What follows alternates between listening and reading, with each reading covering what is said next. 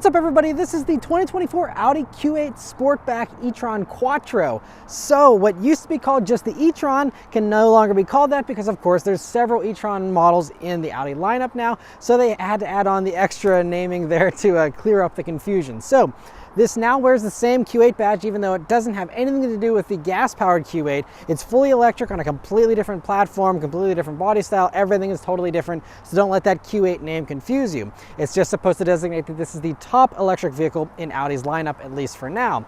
So as far as the styling goes, now it's still basically the same as the previous e-Tron, just got a little bit of a refresh here to go along with the name change, but those refresh changes did help to make this more aerodynamic. It now has a 0.27 drag coefficient. It's 0.29 for the non-Sportback version. So how they achieved that was up front here, you see you have a new grille that has active grille shutters in it, and so that'll help this thing to slip through the air a little bit better than before. You also do have those aero curtains there in the lower part of the front bumper as well, and you do also have these new LED headlights. They're called the digital matrix lights, and the cool thing about them is they're actually like projectors, and so even whenever I got out of this vehicle at night one time, it projected the e-Tron logo onto my garage door. So it's a really cool way that they have, the technology in there. They're very intelligent lights, and they have all kinds of cool tricks up their sleeve, and they also just look really nice, and I love the little animations they do whenever you lock and unlock the vehicle as well.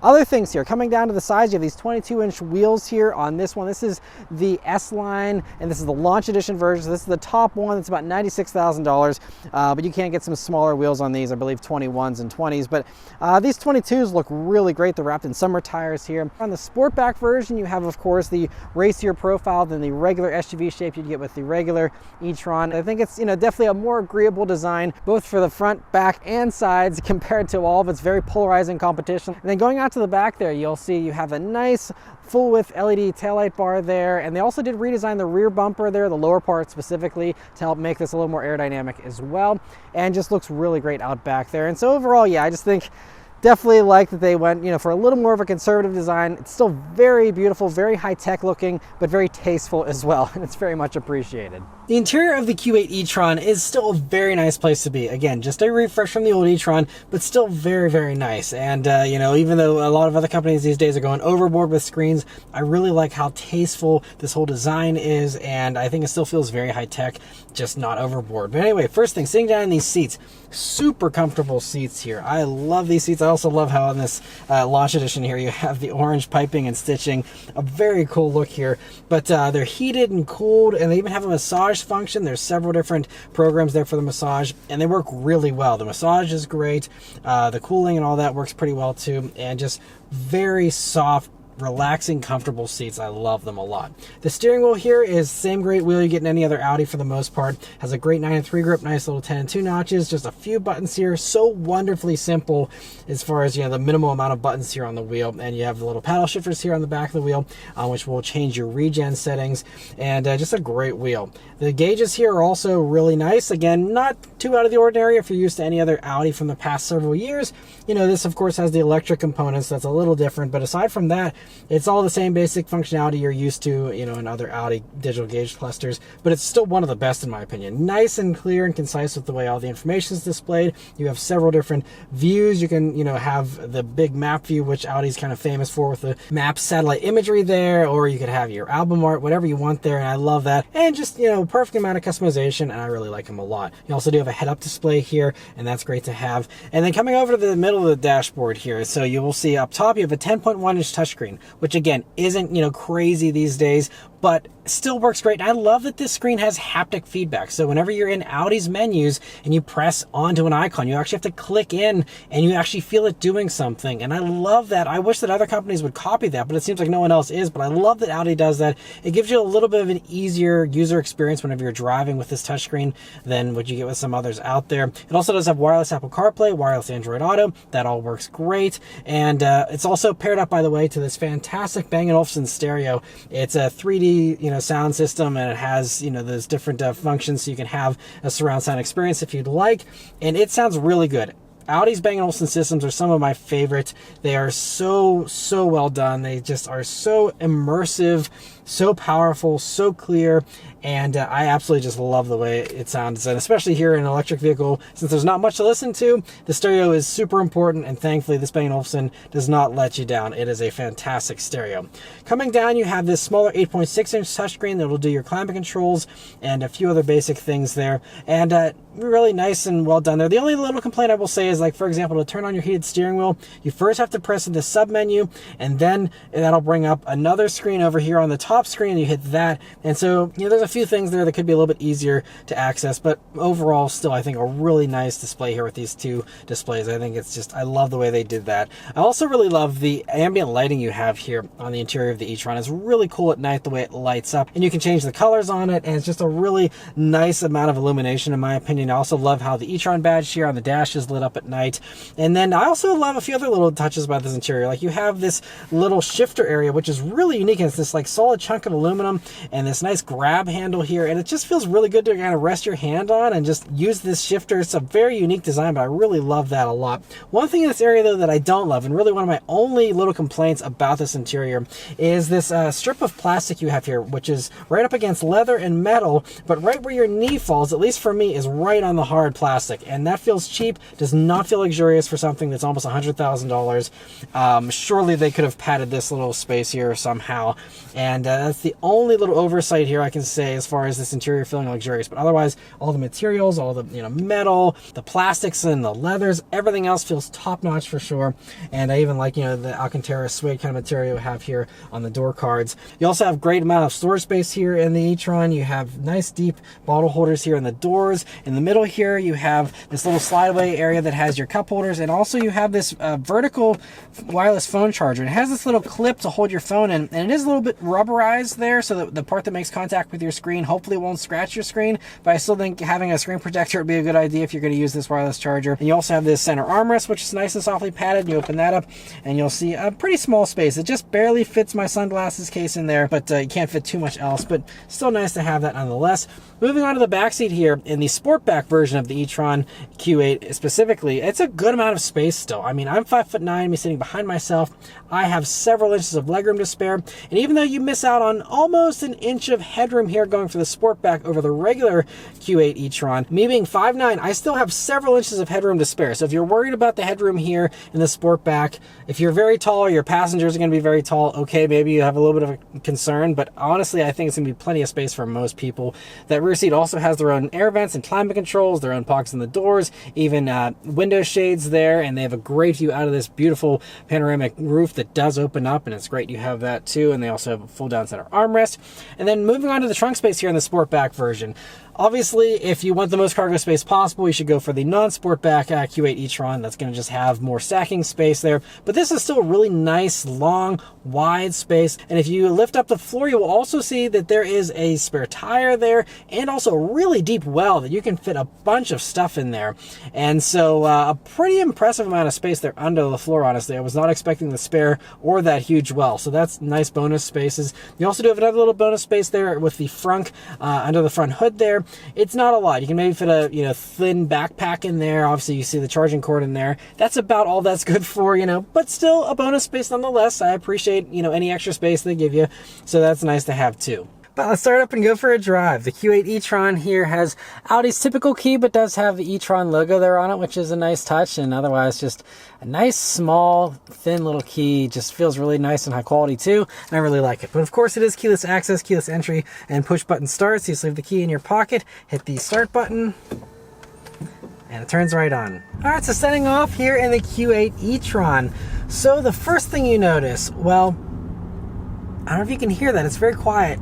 But there's some really cool sounds here in e-Tron. I think they're all authentic, or they feel pretty authentic. It just feels like an actual electric motor and none of these weird, simulated sounds that you're hearing from other vehicles these days. But I just think it's a really cool touch. Another thing, so if you're coming out of the previous e-Tron and you're upgrading to the new Q8 version here, one thing you might also notice is that the steering is quicker here in the Q8 version. So it makes it a little more dynamic. We'll test that out on a back road here in a minute. So it just means, though, that it's not overkill. kill or anything, but just, nice, quick, and sharp steering.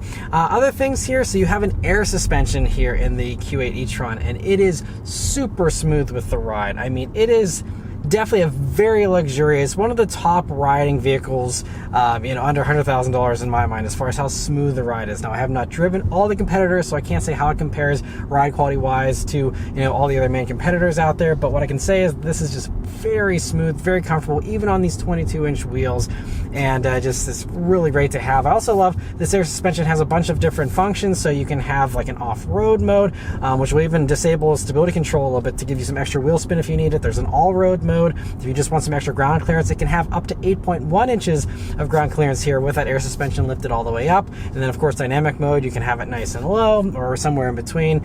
And so really cool that it has all that. Another thing I've really loved about the Q8 e-Tron here, I've been driving it for a whole week already, and I love how natural feeling the brake pedal is. It really blends the regen and the actual friction brakes perfectly in my mind and feels totally seamless.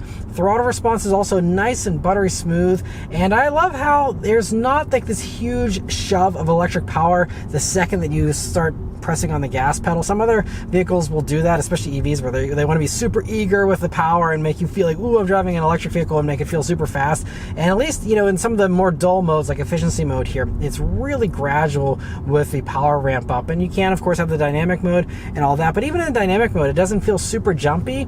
So if you're someone who wants the sportiest thing possible, maybe wait for the Q8 e-Tron, which is most likely coming. That'll probably maybe feel even a little sportier, but I really like this. I think it's a very just comfortable, mature kind of feeling to the way they tuned this vehicle, and I just really like it. It's also very quiet in here, of course.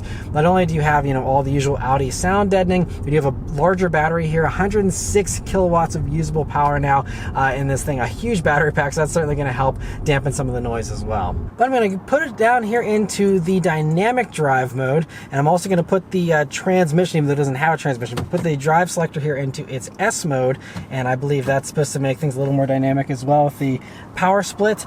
And so let's turn out onto this back road here and see how it does. And here we go. Oh, man, it's impressive. It really gets up to speed nice and quick, and whenever it's in that boost mode there, it does make some extra power as well. So you see on the tack here, there's 100%, and then there's boost beyond that, and that will really rocket this thing forward. So it has stronger electric motors than the old e-Tron, so you have a total of 402 horsepower, 490 pound-feet of torque, and it'll do a 0 to 60 in 5.4 seconds. And honestly, that sounds very conservative to me. I think it's faster than that. It feels like a sub 5 seconds 0 to 60 to me, at least. I mean, that's a lot of power, and yes, this thing is very heavy. It's about 5,800 pounds, but I still feel like, even with all that weight to lug around, 490 pound-feet of torque here is, it's really quick. I wouldn't believe that's 0 to 60 time, honestly. It feels really fast, really, really fun. So smooth with the way it builds that power there. So it really, it doesn't smack you in the back like some other EVs might do, but if you want a more polished EV experience, but you still like having the speed, obviously, this is a ton of power. And again, this is just the regular version. Again, there's going to be an S version. Maybe we'll see an RS version even someday, who knows? But, it just means that this is really impressive performance from just a regular model. And now we're on this rougher road here that usually generates a good amount of road noise, but pretty quiet here. Very serene, very well done here as far as the refinement in the Q8. Of course, like you'd expect out of something like this. But anyway, coming up some corners here, let's see how the Q8 e-Tron handles. So, wow, it's really nice and flat. It's obviously having that nice big battery pack right there in the floor certainly will help you. But just the way that they tuned the suspension as well, this air suspension, I mean, even in dynamic mode here, it's not super stiff or anything. It's not rattling my teeth out or anything like that. I mean, it's really good. And it actually has a little bit of a rear bias to it. So interestingly, whenever you are in this S mode, it actually is going to be closer to a 50-50 split for the front and rear motors. But if you leave it in the non-S mode, supposedly it's a more rear bias setup because that rear motor is the more powerful one of the two. And so, yeah, I mean, either way, I'm going to try out without the S mode here in a few minutes. But I mean, even just as it is now, it's really good. Feels very neutral. Does not feel, like it's pushing or anything like that. I mean, it just feels so athletic. And, tons of punch coming out of corners.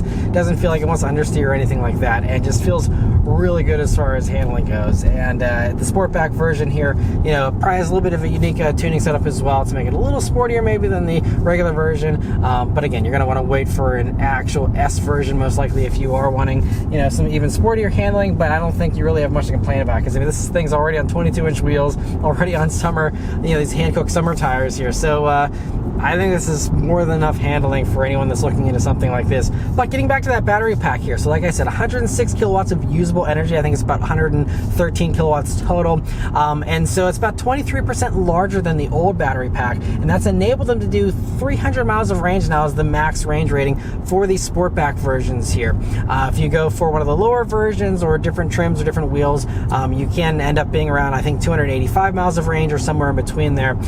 So, you know, but still pretty close to 300 miles of range regardless of which trim you pick, and very impressive considering these used to do like 220 miles of range or something, which was fine but not super impressive.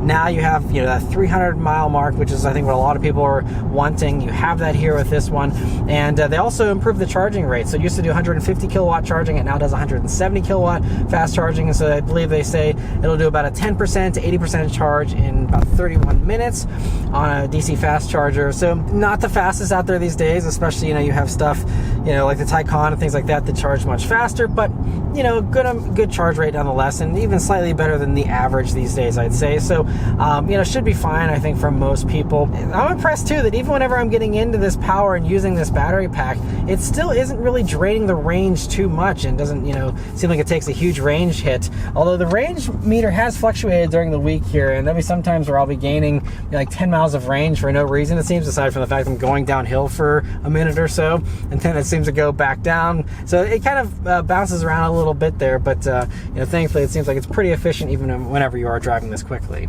And I'm going to try an acceleration here with the shifter just in the regular drive instead of the S mode. See how that does.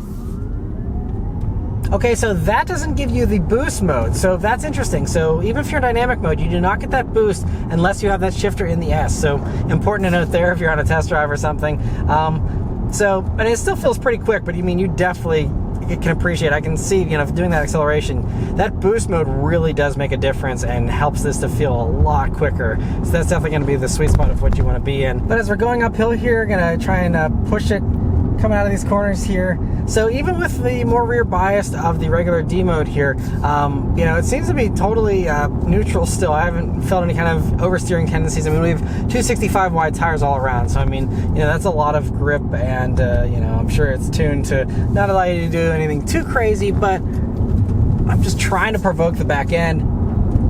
But it's not doing anything. It's not coming unstuck. So you're best off just leaving in that S mode. Again, it still is, you know, a very dynamic torque split there, and that way you get that boost mode for the extra fun. One interesting feature of the Q8 e-Tron here is it has this efficiency assist mode, and it was turned on whenever I first got this vehicle, and I was really confused at first because it was basically doing regen braking automatically for me and trying to predict when I wanted that. So whether I was coming up to a stop sign, or I was going downhill, or even if there was just a car in front of me that was slowing me down, it would actually use like the radar-based cruise control kind of setup. Even though I did not have cruise control on, it would still use those sensors to, you know, give me a good amount of spacing there and just kind of follow along with whatever speed that car was doing and give me the most regen possible.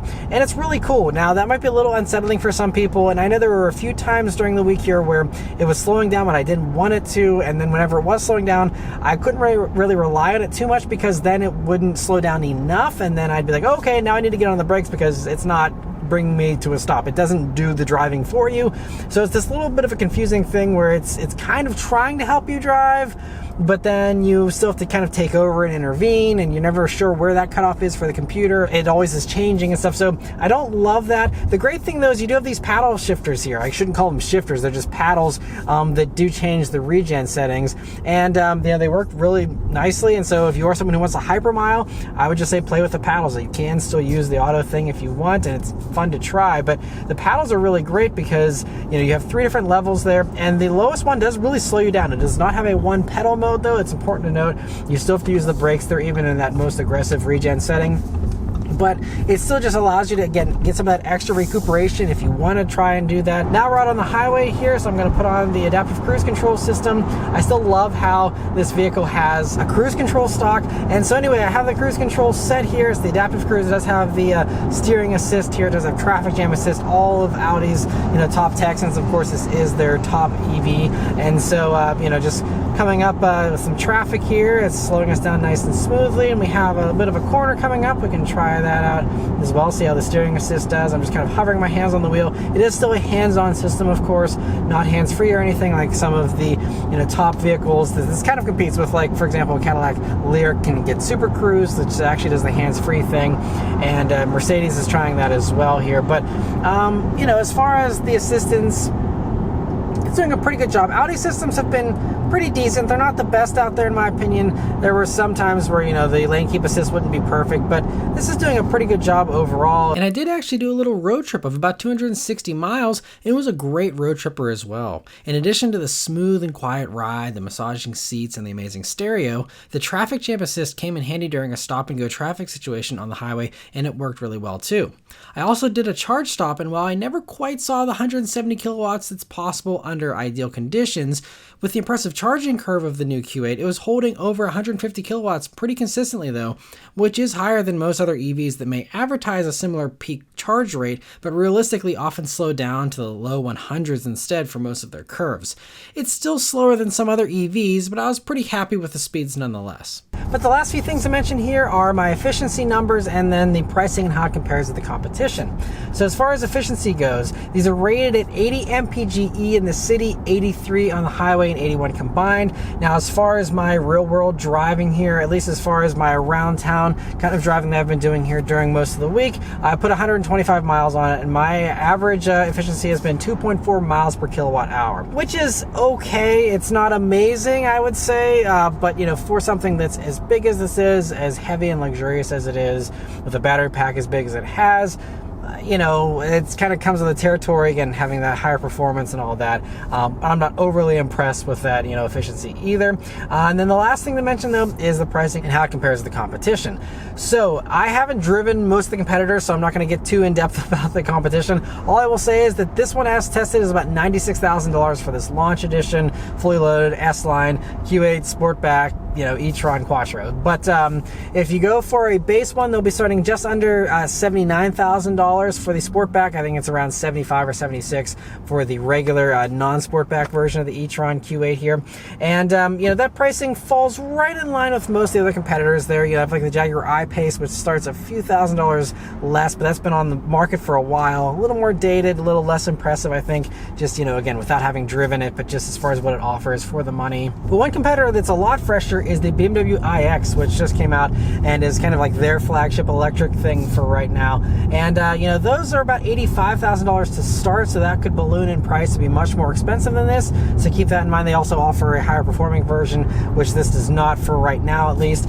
And so, but that's another one I've not driven, so I can't really speak to that. But that has a lot more of a polarizing look and all that. So not for everyone, I think, with the iX there. Same thing goes to the Mercedes EQS SUV, also kind of polarizing with its styling. That also gets a lot more expensive. They start, I think, over $100,000. Same thing goes for a Tesla Model X these days, at least as of the time of filming this. They're always bouncing around the pricing on those, but as of right now, it starts over that six-figure mark as well. And the Tesla will do more range, so if you're looking for the most range possible, the Tesla is still the king there. But as far as all the others go, they're going to be pretty similar as far as what they offer for the most part, as far as range goes. And I just have to say that, again, I think, getting back to what I said in the beginning of the video, the Audi has the more attractive looks. I think it's a little more middle of the road as far as styling goes, and I think a lot of people will appreciate that. But even I know styling subjective. As far as everything else goes, I think it's just a very user-friendly interior. It has the Audi interior that everyone's used to if you've come out of any other Audi, so it's not a big shock like some of the new tech and all these other vehicles. So I think this is kind of like the easier, more accessible choice, the one that's a lot easier to live with and get used to. It doesn't have the learning curve of all those other new vehicles with their new technology and and all that. I think this is just really great. It gives you all the perks of an electric crossover, and a high-end one that's super comfortable, gives you all the luxury features you want and all the comfort and the great driving dynamics you want, but still comes in, like I said, slightly less than some of those competitors, and just gives you a very familiar experience still, and a very Audi experience. And I think for a lot of people that's going to go a long way and really be a strong selling point. And overall, I really like the Q8 e-Tron here a lot. But anyway, that's all of my thoughts here on the Q8 e-Tron Sportback. Let me know your thoughts on it in the comments below. Huge thanks to Audi for providing me here with this vehicle to review for you guys today. And yeah, thank you all very much for watching, and I'll see you on the next one. Take care.